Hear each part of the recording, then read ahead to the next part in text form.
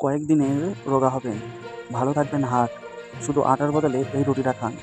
শারীরিক কসরতের পাশাপাশি ডায়েটও অন্যতম গুরুত্বপূর্ণ। কিন্তু জানেন কি, রুটি খেয়েও রোগা হতে পারেন।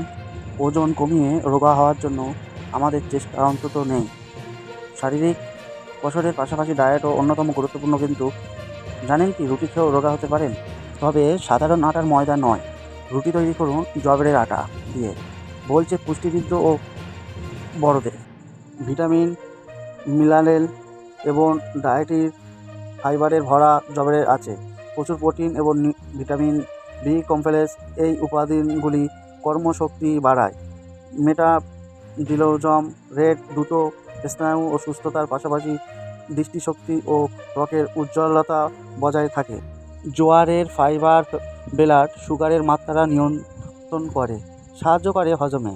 এর ফসফরাস ও পটাশিয়াম ক্যালসিয়াম গুণে হৃদযন্ত্র ও হাড়ের সুস্থতা ধরে রাখে। অ্যান্টি অক্সিডেন্ট গুণে ইনফ্লামেশন কমে যায়, বজায় থাকে স্বাভাবিক সুস্থতা। হাই ফাইবার ও কন্টেন্ট এবং রয়াল ক্যালোরি ও ডেন্সিটির কারণে ওজন কমাতে ও হাড়ের সুস্থতা বজায় রাখতে হজমে সাহায্য করে এই জোয়ারের খাদ্যগুণ।